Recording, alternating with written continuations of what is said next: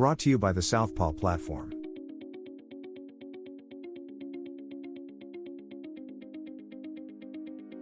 There was a moment in American history when the government understood a simple truth: people need work, and a nation is strongest when its people stand on solid ground.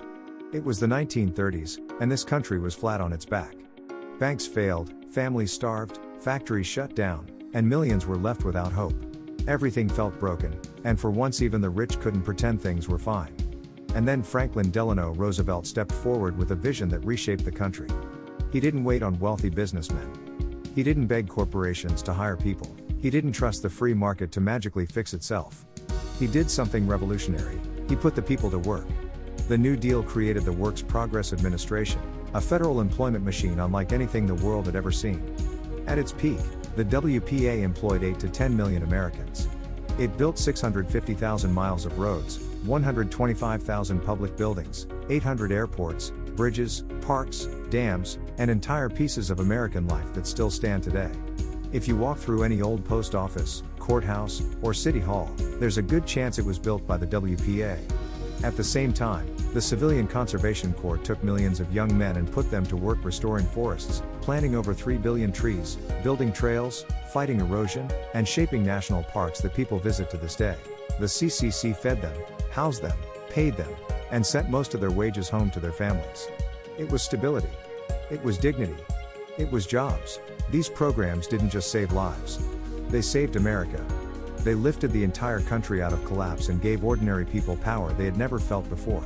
Because when you can walk into a public office and get a job the next day, you don't have to take abuse from a boss. When the government guarantees you work, the private sector suddenly has to treat you better. Wages rise. Conditions improve.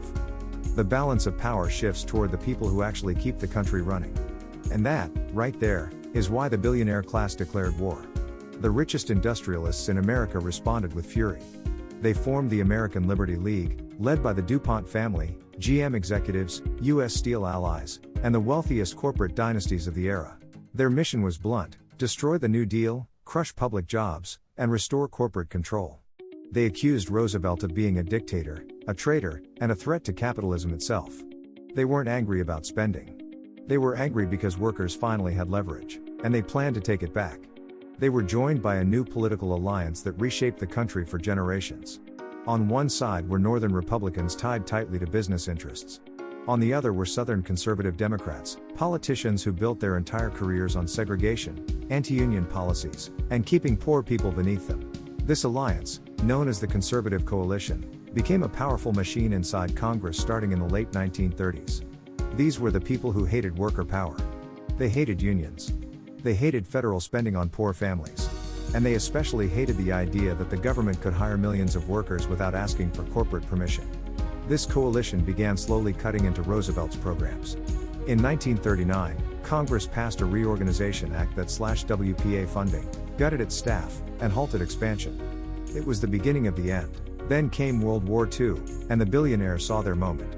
Private companies wanted workers back, not because they suddenly loved the unemployed, but because factories needed profits, and corporations didn't want to compete with the WPA for labor. Conservative politicians used the war effort as an excuse to kill the program entirely. In 1943, Congress forced the WPA to shut down against Roosevelt's wishes. Millions still needed work. Congress didn't care. Corporate America wanted the leverage back. The CCC survived a little longer, but not by much.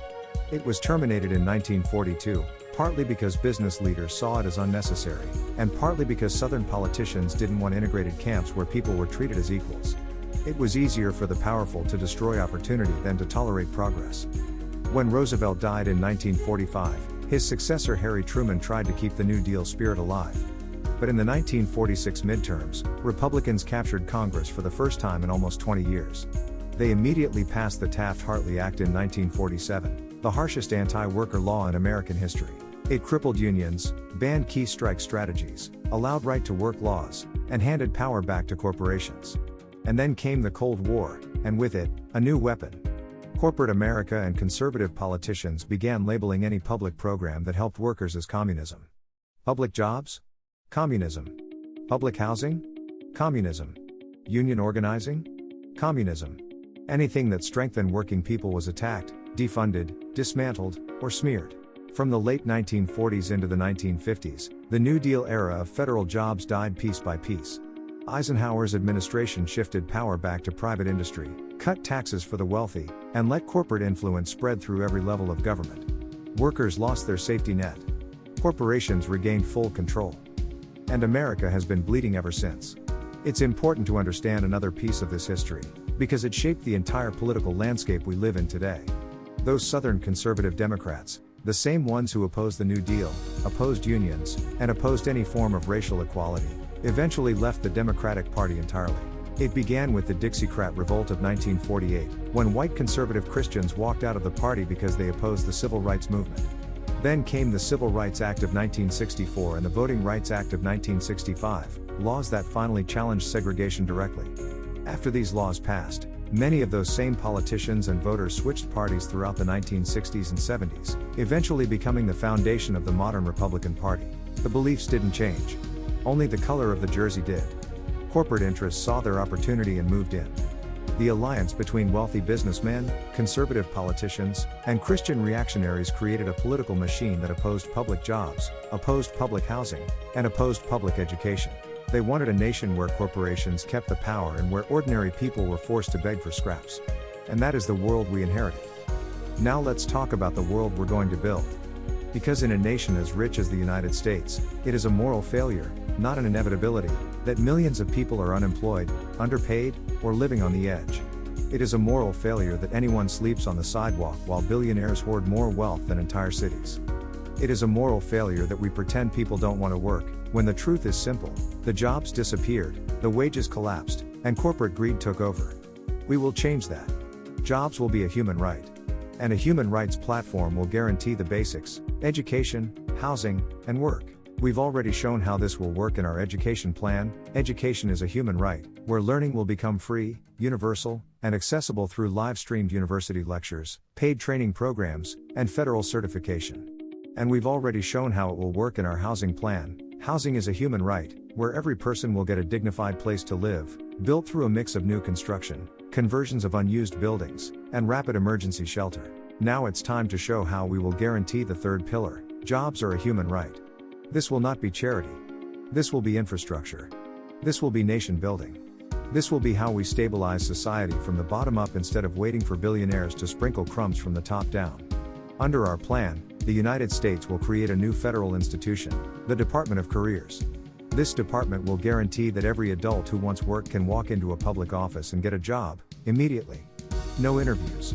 No background checks designed to punish poor people. No hoops. No exploitation. Just employment. Every field will have an entry-level pathway. And every job comes with healthcare coverage, because a guaranteed job without healthcare isn't security, it's just survival with paperwork. If you want to work outdoors, we will have forestry teams, conservation teams, wildfire prevention, flood control, and climate restoration jobs. If you want to work in tech, we will have data center support, network setup, cybersecurity apprenticeships, help desk programs, and AI auditing roles. If you want to work in care, we will have elderly companionship, disability support, childcare staff, school assistants, and hospital support roles. If you want infrastructure, we will have roads, bridges, parks, water systems, solar farms, and EV charging networks. If you want research, we will have labs, digital mapping, climate analytics, and urban planning support teams. Every department will have a doorway. And every doorway will have a job behind it. The only exceptions will be life or death professions, surgery, aviation, structural engineering, nuclear maintenance, where certification will come first. But even in those fields, the Department of Careers will offer entry-level roles inside the environment: observing, assisting, learning, growing. No one will be locked out. No one will be left behind. Workers will commit to staying a minimum of 30 days in any job they choose. Not because we want to trap anyone, but because stability will matter. You will give the work a real chance. You will meet your team. You will settle in.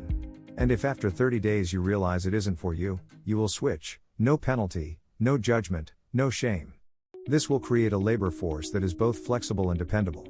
A workforce that will grow with the country instead of being crushed by it. Now let's talk about wages. The federal minimum wage today is $7.25, an embarrassment that hasn't changed since 2009. No adult in modern America can survive on that. It isn't a wage. It's a trap. Under the Department of Careers, every job will start at the local living wage, calculated by the real cost of housing, food, transportation, healthcare, utilities, and savings. San Jose will have a different living cost than Kentucky. New York will have a different cost than Mississippi. But everywhere in America, that local living wage will become the minimum. From there, wages will scale upward based on skill, experience, training, and responsibility. And because the government will set the floor, private employers will have to raise their wages or lose every worker they have. Competition for labor will become competition to treat people better, not worse. Education will become the foundation beneath it all.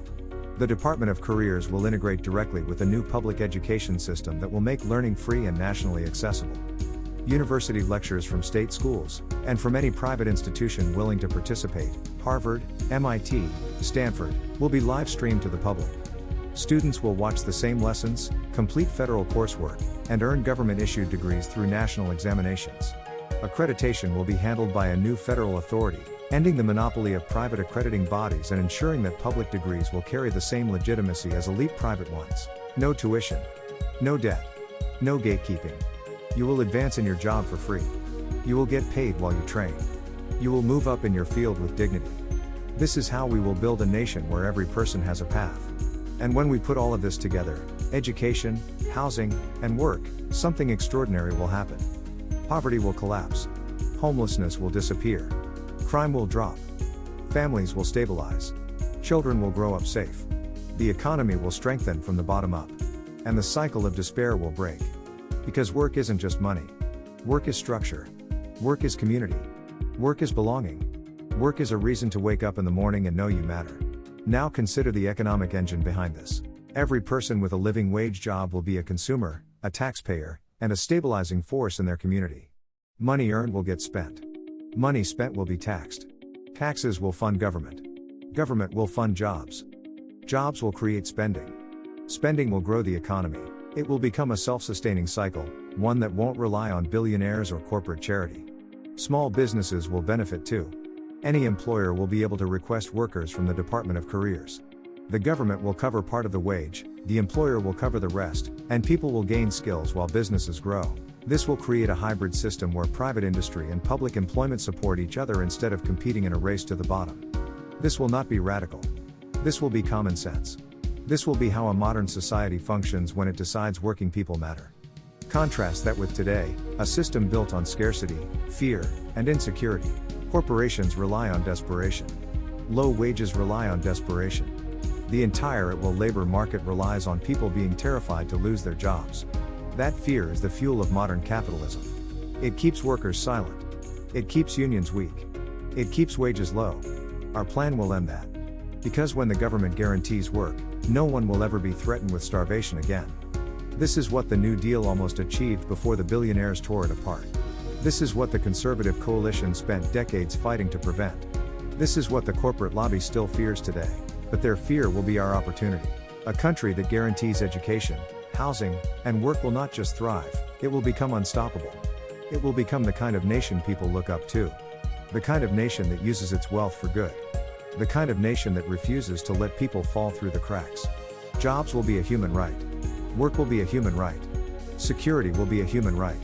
And dignity will be a human right. The New Deal showed what is possible. The Southpaw Platform will show what comes next. And together, we will build the future they tried to destroy. I'm Ryan Guerrero, and I'm running for California's 18th Congressional District. I approve this message.